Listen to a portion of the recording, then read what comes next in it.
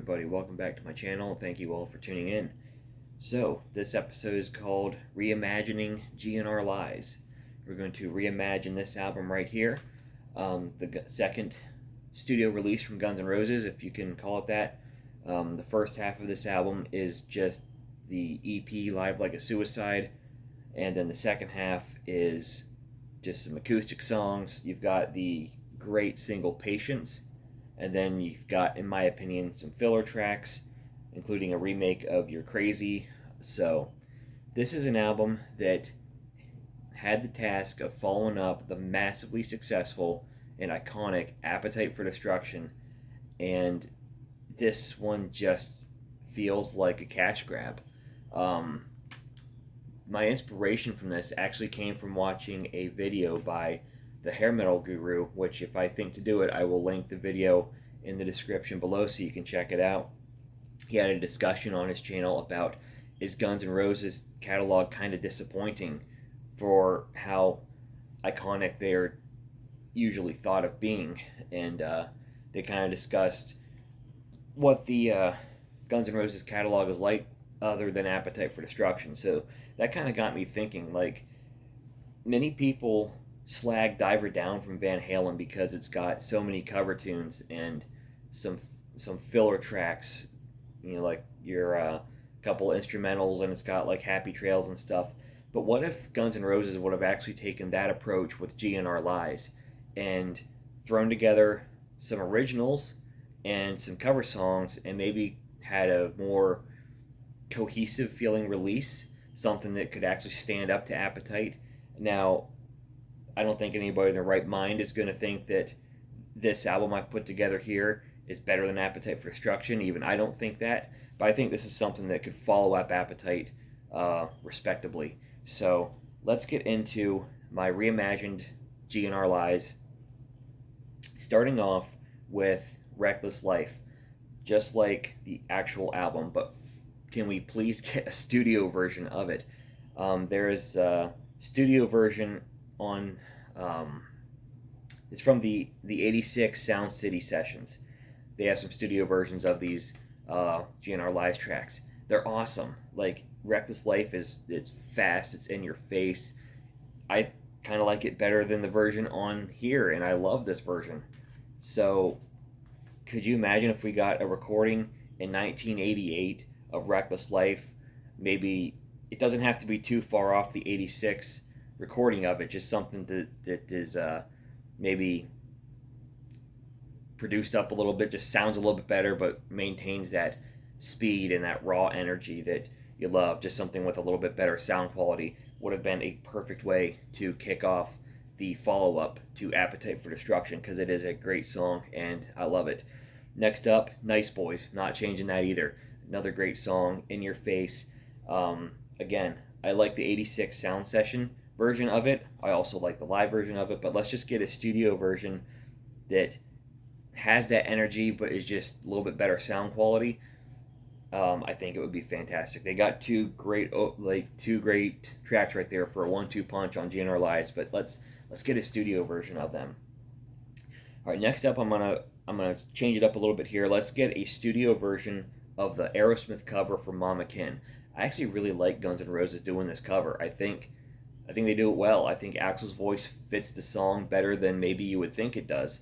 But I always thought that Mama Kin showed a little bit different side. Guns N' Roses is, especially in their early days, they're just very raw. They're in your face, dangerous. And this one kind of gets them in touch with like a bluesy or rock kind of a thing, covering a great classic Aerosmith song. But I love their rendition of it. Again, I like the 86 sound session version of it. Let's just get Sound City session version of it. Let's just get a studio version that maybe sounds a little bit higher quality to go on the album right here. Next up, we're going to have the hit single Patience. I don't think I need to say much for Patience. It's a great song. And it's going to be something that really changes the game a little bit for Guns N' Roses. They didn't really have anything like that on Appetite. Sure, Sweet Child of Mine was the ballad, but it was still a pretty rockin' ballad. I mean, you have some loud guitars, electric guitars, awesome solos and riffs from Slash. Um, so I mean, it was a ballad, but it wasn't like a stripped down acoustic sort of bare bones type ballad the way that Patience is. And Patience is a phenomenal song. It's one of my favorite GNR tracks. And hey, you got a hit single there. We're gonna throw it in the fourth place on the album after we get some nice classic GNR feeling tracks with those first two. Then we're gonna have like the kind of bluesier Aerosmith cover, and now we're um, Guns N' Roses is spreading their wings again with Patience. So to round out the first half of GNR Lies, let's go with Move to the City, which I think is a pretty cool song, but I don't like it quite as much as Reckless Life for Nice Boys. It's definitely a little different. And again, it kind of, I've always thought it had a little bit of a Aerosmith kind of a vibe to it. Maybe it just reminds me of Moving Out from Aerosmith's debut album. But I kind of like that to bring the electric guitars back after Patience, and to close out the first side of the album. I thought that that list just flowed nicely to me when I put it together on a playlist. So the B side, they released a single a few years back called Shadow of Your Love. They had this song back in the day. Why not use it? It's a good enough song to make an album. It's rocking, it's in your face. It definitely brings a little bit more appetite to GNR Lies. So why not kick off the B side with Shadow of Your Love? I think it would be a great way to kick off the B side. Second track I have Ain't Going Down No More. This is an instrumental track from the '86 Sound City Sessions. I kind of like it. It's a nice rocking little thing. Let's get maybe a higher quality recording of it, and if Axl wants to throw some lyrics into the mix, why not? But even as an instrumental, I think it's pretty cool. And at this point, like I said, I am trying to fill out this album something that comes across a little bit more thought out than GNR Lies feels. So I think it's good enough to include. You know, you want to add some lyrics to it. You know, maybe Axl could have done that, but either way, I think it's a pretty cool track. Next up, we're going to put Used to Love Her, the next acoustic song. I've never been crazy about this one, but I think it has a place. It's tongue-in-cheek, you know, whatever. I think it's definitely, though it's not my favorite GNR song, I thought it was worth at least keeping here to fill out this album. Next up, they did a cover of Nazareth's Hair and the Dog in 1993 for the Spaghetti Incident. Why not have a younger, hungrier band cover Hair of the Dog in 1988? Something a little bit more raw and aggressive.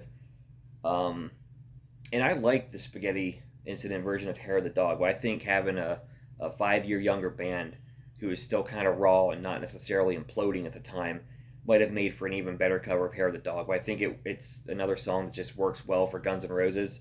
Let's bring that to GNR Lies and throw that cover here on the B-side. Also reaching for the Spaghetti Incident, one of my favorite covers on that album, Attitude. I love this one. It's short, it's to the point, it's in your face, it's punky. Duff McKagan sings it, which is awesome. And again, I love the version on Spaghetti Incident, but why not bring that to this one? Since we're kind of doing like a diver down thing here, we're kind of filling this album out with some covers. I think it's a great sort of Guns N' Roses type song to cover. Would have loved to have, again, heard that with maybe a slightly younger, less imploding band than we had in 1993. I think it could have made for an even better cover than it did in 93. So we're going to go with Attitude at the number 5 spot here on the B side. And to close out the album, we're going to keep One in a Million. I've never been like a big fan of One in a Million. Sure, it's steeped in controversy because of the language Axl uses in the lyrics. That's not why I don't like the song. I just never thought it was a very memorable track.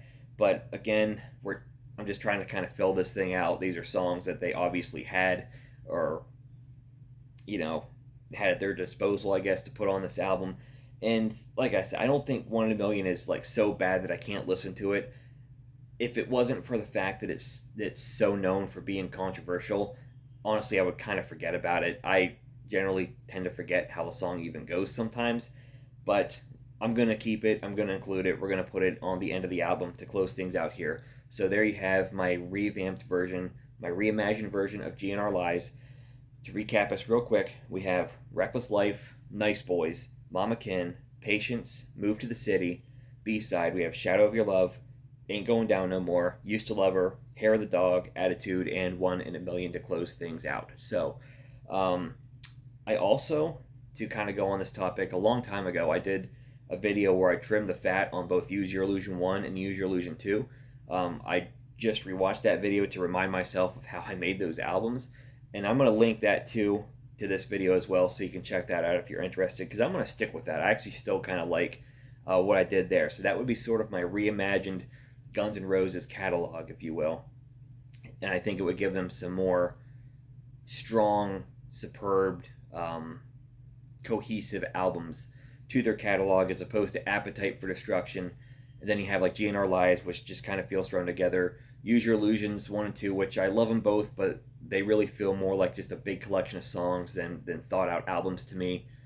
Just great stuff, but mixed in with a ton of filler. Then, of course, you got Covers album, and then Chinese Democracy, kind of a glorified Axl Rose studio album. So I'm going to link those two videos. Go check them out. And in the comments below, let me know how you would reimagine GN'R Lies, or do you think it's perfect as is? If you like this kind of content, please give me a thumbs up. Subscribe to my channel for more videos like this in the future, and I will catch you next time.